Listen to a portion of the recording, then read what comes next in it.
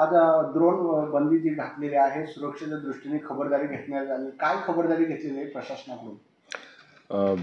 नुकतंच असलेलं भारत-पाकिस्तान जे युद्ध आहे त्या दरम्यान आपण बघितलं की ड्रोन्स आणि अनमॅन्ड एरियल व्हेकल्सचा खूप मोठ्या प्रमाणात वापर झालेला आहे. आपल्या इथे पण काही सिटीजन्समध्ये अशा स्वरूपाची घबराट निदर्शनास आलेली आहे की लोकांना काही विमानं जी कमर्शियल विमानं पण आहेत ती पण ड्रोन्स असल्याचा भास वाटत होता.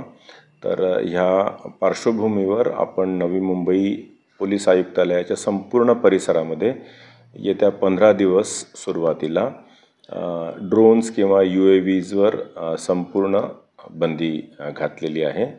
परिस्थिती बघून ती एक्सटेंड करायचं की नाही ठरवण्यात येईल. त्याच्यामुळे काय होणार? जर आपल्याला अशा स्वरूपाचं कोणीही ड्रोन किंवा UAV विदाऊट परमिशन जर उडवताना दिसलं तर त्याच्यावर ॲप्रोप्रिएट आपले जे BNS कलम आहे, BNSच्या अंतर्गत योग्य कलमान्वये त्याच्यापासून होणारं संभाव्य नुकसान, क्षती ह्याचं असेसमेंट करून ॲप्रोप्रिएट कारवाई करण्यात येईल.